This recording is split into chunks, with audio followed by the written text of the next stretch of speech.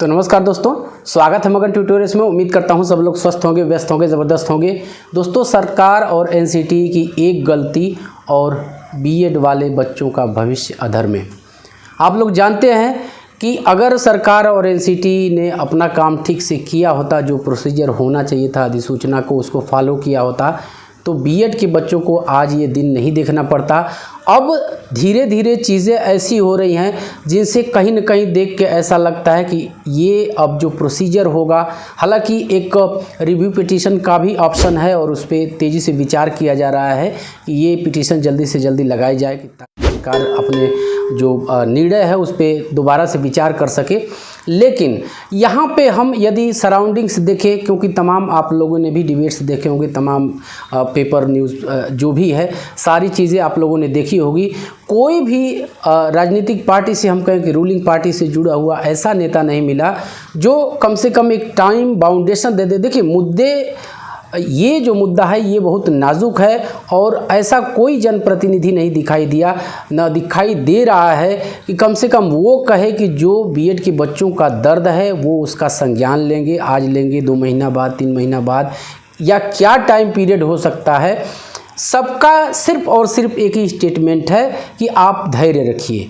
तो फिर ये धैर्य का जो शिगुफा है, वैसे भी आप जानते हैं कि नेता शिगुफा ही ज़्यादा छोड़ते हैं, और इसीलिए मैंने पहले जो आपसे बातचीत हुई थी उसमें कहा था कि इनकी कथनी और करनी में बहुत अंतर होता है और ये कब क्या कहते हैं, क्या करते हैं, इनका भरोसा करने लायक नहीं है। इसलिए जो भी आप लोगों का धरना, प्रदर्शन, आंदोलन, जिस हिसाब से भी आप दबाव सरकार पे बना सकते हैं उसको आप बनाए रखिए। यहाँ पे 2-3 चीज़ें महत्वपूर्ण है दोस्तों। मैंने कहा कि ये टाइम टेकिंग हो सकता है। देखिए, 28 जून 2018 की अधिसूचना निरस्त हो चुकी है, आप लोग सभी जानते हैं, और इसी के आधार पे यदि उत्तर प्रदेश के बारे में, मध्य प्रदेश के बारे में, खुद राजस्थान, तो पश्चिम बंगाल का मामला है, तो वैकेंसियाँ हो चुकी हैं। अब एक चीज़ यहाँ सोचने की है कि जिस अधिसूचना में बीएड को एलिजिबल माना गया, वो वैकेंसी करने के बाद वो अधिसूचना निरस्त हो जाती है, तो फिर उन बच्चों का क्या होगा। हालांकि बहुत सारे कमेंट आ रहे हैं, बच्चे पूछ रहे हैं कि सर हमारी नौकरी पे तो कोई असर नहीं पड़ने वाला।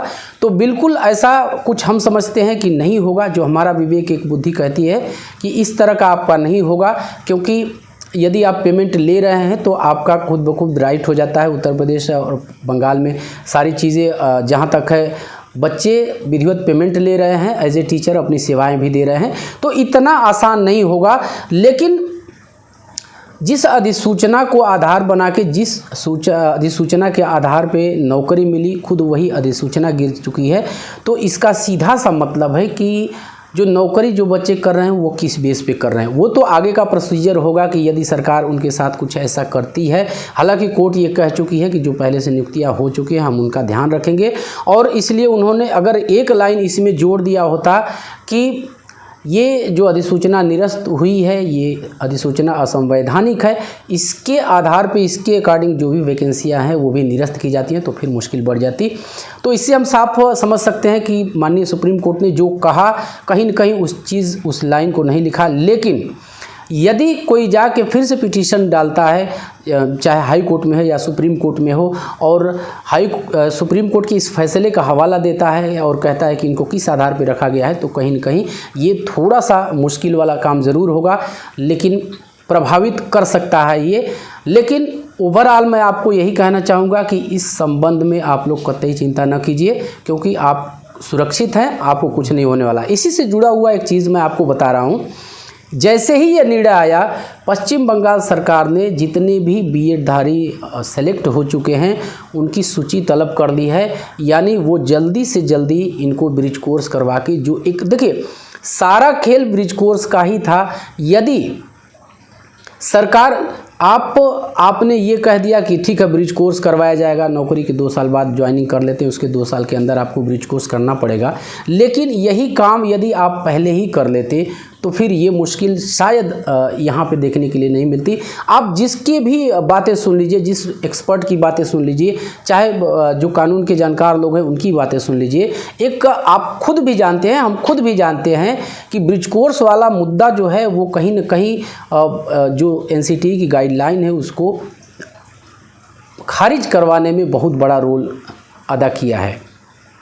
यदि ब्रिज कोर्स होता, आप लोग जानते हैं कि पहले विशिष्ट बीटीसी होता था, पहले 6 महीने की विशिष्ट बीटीसी की ट्रेनिंग दी जाती थी और इसके बाद ज्वाइनिंग दी जाती थी। ये काम सरकार ऐसे भी कर सकती, भले आप नियुक्ति करें या ना करें, ब्रिज कोर्स करवा लीजिए, पहले इक्विवेलेंट कर लीजिए, इसके बाद आप परीक्षा लीजिए, सीटेट लीजिए, शिक्षक भर्ती परीक्षा लीजिए, इसके बाद नियुक्ति होती तो कोई दिक्कत होती नहीं।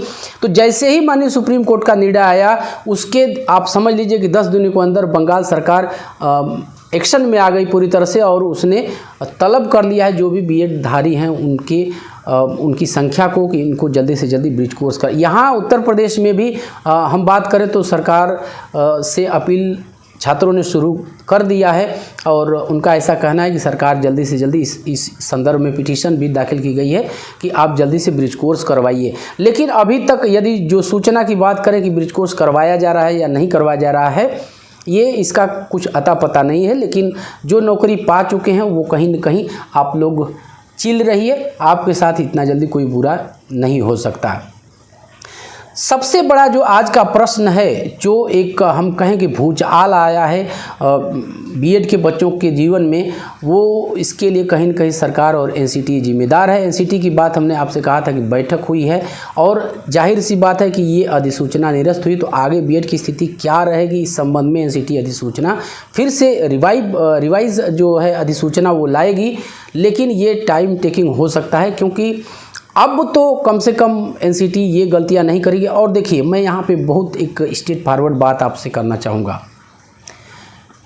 मुझे जहाँ तक लगता है कि गलती हुई नहीं है, आप समझिएगा इस बात को। राजनीति क्या क्या करवा सकती है वो आप शायद न सोच सके, लेकिन क्या आप ऐसी उम्मीद कर सकते हैं एनसीटी में कोई ऐरा गैरा नत्थू खैरा जाके नहीं बैठता है। वहाँ आईएएस बैठता है, वहाँ पीसीएस बैठता है और एक आईएएस अधिकारी से, एक पीसीएस अधिकारी से, एक संघ लोक सेवा आयोग यूपीएससी जो है देश की सबसे टफ एग्ज़ाम वो करवाती है, इसका सबसे टफ एग्ज़ाम माना जाता है और वो अधिकारी से गलती हो जाए, ये बात कुछ हजम नहीं होती। आप लोग कमेंट करके बताइएगा। तो ये क्या है आप भी जानते हैं, हम भी जानते हैं, क्यों किया गया आप भी जानते हैं, हम भी जानते हैं। लेकिन इस तरह से बच्चों को एक तरह से कहें मोहरे की तरह यूज़ करना कहीं सही नहीं था। ये गलती सरकार और एनसीटी दोनों मिलकर सुधार सकते हैं। यदि इन्होंने ऐसा नहीं किया तो इसका खामियाजा जिस हिसाब से बच्चों की नाराज़गी दिखाई दे रही है, जिस हिसाब से बृहत स्तर पर राज्यों में धरना प्रदर्शन, ट्विटर कैंपेन, तमाम तरह से विरोध दर्ज कराए जा रहे हैं, इसका खामियाजा कहीं न कहीं सरकार को भी उठाना पड़ेगा और एनसीटीई की जो छवि है वो धूमिल तो होगी ही होगी। आवश्यकता किस बात की है? आवश्यकता सिर्फ इसी बात की है। देखिए, न तो कोई एलिजिबिलिटी का मुद्दा है, ना ही कोई, देखिए माननीय सुप्रीम कोर्ट ने रेखांकित तो किया कि जो बीटीसी है उसको स्पेशली उसी लिए प्रशिक्षित किया गया है, बीएड में वो चीज़ें नहीं हैं। लेकिन जो ब्रिज कोर्स को, जो अधिसूचना निकालने की प्रक्रिया को जितना अधिक उन्होंने उस पर आपत्ति किया, वो कहीं न कहीं एलिजिबिलिटी का सवाल नहीं था। यानी यदि इस तरह की गलतियां नहीं की जाती तो आज बीएड के बच्चे सुरक्षित होते। सबसे बड़ा प्रश्न यही है कि क्या सरकार अधिसूचना लाएगी, क्या एनसीटी संशोधित गजट लाएगी? तो हम कह सकते हैं अपने हिसाब से, हमें जहाँ तक लगता है कि ऐसा पॉसिबल है और जिस हिसाब का माहौल पूरे देश में इस समय बना है उसको देख के हम कह सकते हैं कि सरकार ज़रूर अधिसूचना के बारे में विचार करेगी और ये मुद्दा अब राष्ट्रीय स्तर का बन चुका है क्योंकि बीएड प्रशिक्षित हर प्रदेश में है, तो राष्ट्रीय स्तर का मुद्दा है और बड़े पैमाने पे विरोध प्रदर्शन हो रहे हैं। तो हम एक उम्मीद कर सकते हैं कि सरकार इस पे सोचने के लिए एक दिन ज़रूर बाध्य होगी और उनको बीएड के बच्चों की बात सुननी ही पड़ेगी। तो बस दोस्तों, यही था आज की इस वीडियो में। जैसे ही कोई अपडेट आती है तो हम आपको ज़रूर अपडेट करेंगे और चलते चलते वही रिक्वेस्ट दोस्तों, कृपया आप इस चैनल को लाइक शेयर और सब्सक्राइब ज़रूर कीजिए दोस्तों। जब आप ऐसा करते हैं तो हमें एक मोटिवेशन ज़रूर मिलता है।